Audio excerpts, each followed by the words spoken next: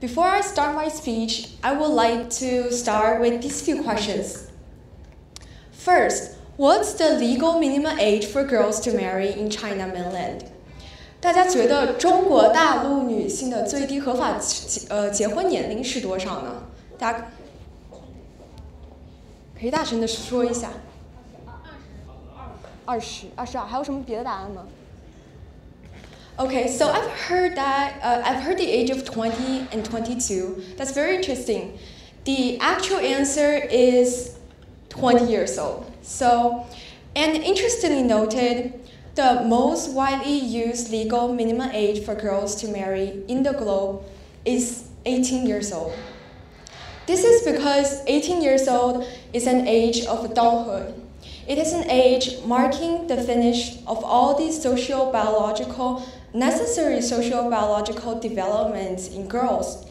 This includes the finish of puberty and pre-college education. Now, here's another question.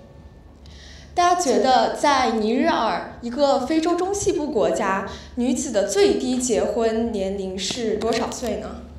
Feel free to take a guess. 14。还有其他人吗？16 ，OK。12，大家都很敢猜啊。So the actual answer is 15 years old. 15 years old, I mean a girl 15 years old who is still in her puberty and supposedly in a junior high school is allowed to marry in Niger. A girl of roughly of my age, I mean, look at me. I am still a child in the eyes of many of you people sitting here today, right? But the fact is, I could not only be married to someone in Niger, but also in so many other countries in the world, because of the insane prevalence of child marriage we have here. Statistics have shown that 1 in 7 girls in developing countries is married below the age of 15. In the globe, there are more than 170 nations, including the US, allow children to marry. All these statistics is the reason that I'm talking about child marriage today. Child marriage is, by definition, any formal or informal union between an underage below the age of 18 and another underage or an adult. That is also to say, as long as there's one underage spouse in the bonding, it is a child marriage. However, statistics also show that the prevalence of child marriage among boys is just 1/6 that among girls. This suggests that the underage girls are mostly the victims of child marriage. Now, here's an interesting scenario. Let's imagine that there is a 16-year-old girl who has been so in love with an adult who's slightly older than her. And as she insists to marry him, will that be a child marriage? And will that be a forced marriage? How do you people think? Nearly half of the audience. 那大家觉得这个是强迫发生的吗？大家觉得是的话就举个手。There are even fewer hands. So the answers for these two questions is yes and yes. As long as you are an underage to marry, it is a child marriage. And as long as it is a child marriage, it is a forced marriage. So here is a very important clarification. Child marriage is, under all circumstances, forced. Because it involves underage spouse from one or both parties who are unable to express full, free consent according to the Universal Declaration of Human Rights. And because of this, I've been wondering, how come things like this are still happening? I mean, forced marriage in a society that I grow up fully believing in its civilization. Forced marriage in 2022, a time in which our society is empowered by growing feminism that leads us to look at problems like gender stereotypes, equal pay, sexual harassment, while the most fundamental issue of forced marriage still largely exists. And as I tried to figure out the answer for these questions, I found out that almost all existing causes of child marriage, poverty, family honor, social norms, religion, protection, perceived lack of prospects for girls, can all come down to one single root cause, which is gender inequality.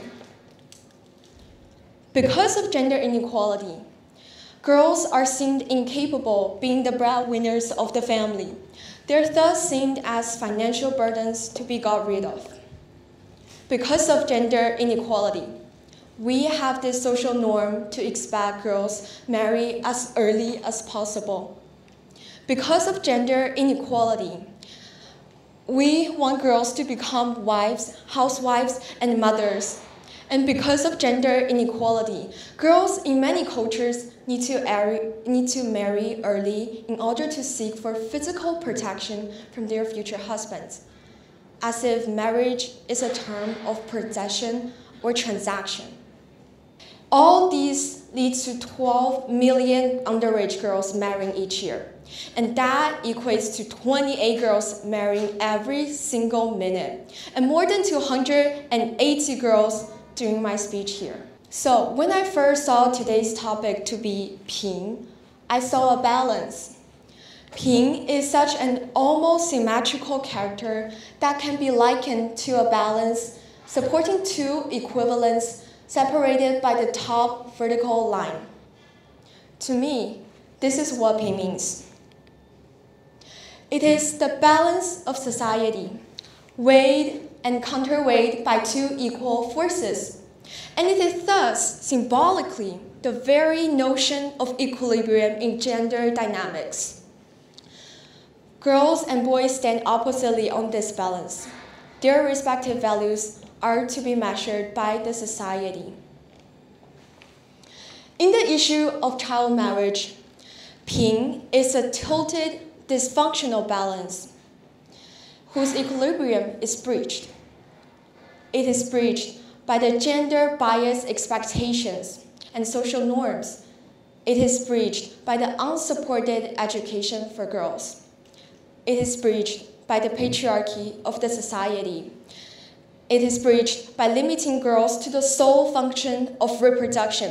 And it is breached by all the defective legislation that still legalizes child marriage. Now, before I tell you the story of the world's youngest bride, I would like you to, in your mind, guess her age when she first married.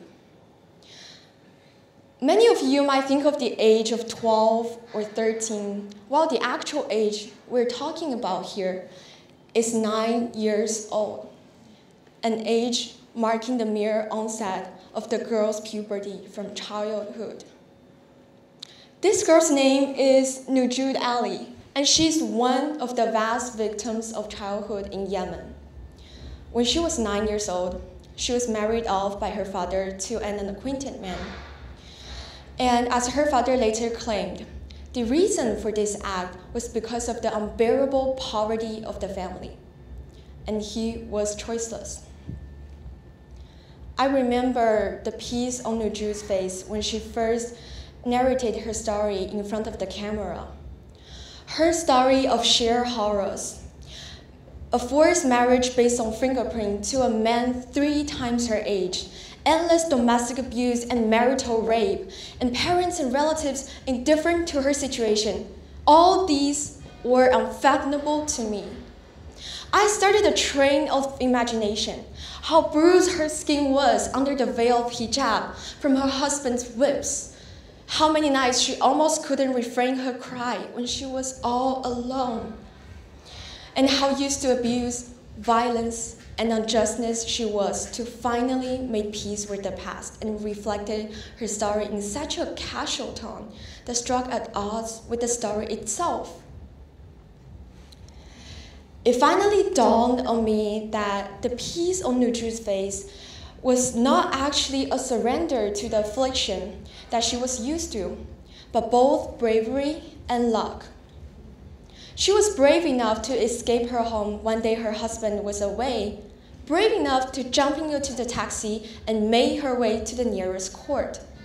However, she was also endowed with marvelous luck not to get caught halfway and to find a lawyer who, surprisingly, felt empathetic for her and helped her settle a divorce.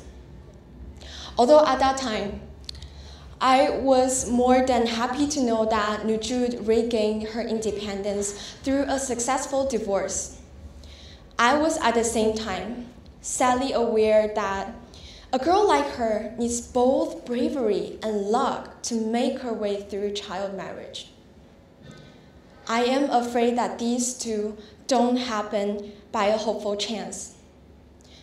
I am afraid that the majority of the child brides are muted by both the fists of their husbands and the society. I am afraid that Nujud's story is their story, but without a happy end. Right now, in 2022, a decade after Nujud's story, child marriage still remains rampant. Statistics have shown that there are over 650 million girls marrying as underage, with an estimated of over 15 million girls residing in the Eastern and Southern Africa. It is declared that due to COVID-19, there are 15 additional girls pushed to child marriage. Even in the USA, one of the most developed countries in the world, child marriage still remains legal in 43 states, let alone the prevalence of this issue in other parts of the world. It is important for us to know that all these numbers come with consequences.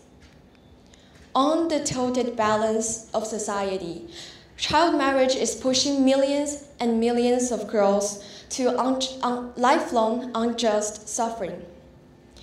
A study has concluded that child marriage deprives girls of their future education opportunities. Married girls in countries like Nepal are 10 times more likely to drop out of the school than their unmarried peer, presumably due to onerous domestic chores and child rearing. Also, child marriage makes girls more prone to domestic abuse. And this is because of an inferiority imposed by their young age and physicality.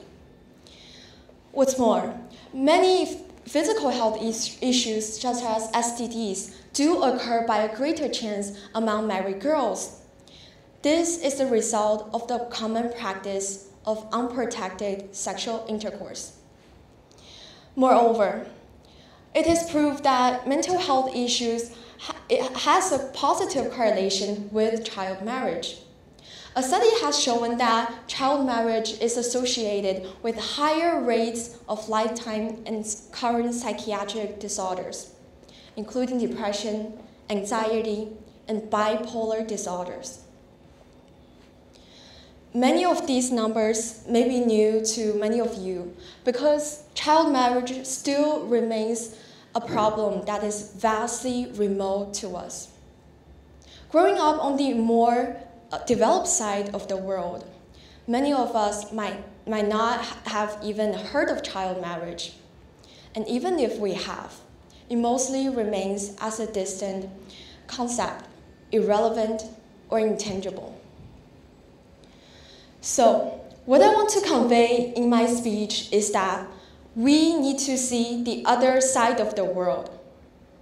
Girls there exist. Their suffering exists. They are put on this tilted balance of society that is against them, and their problems is unheard, underrepresented, insufficiently known to most of us. I hope after this speech, we can all reconsider gender equality in the aspect of child marriage.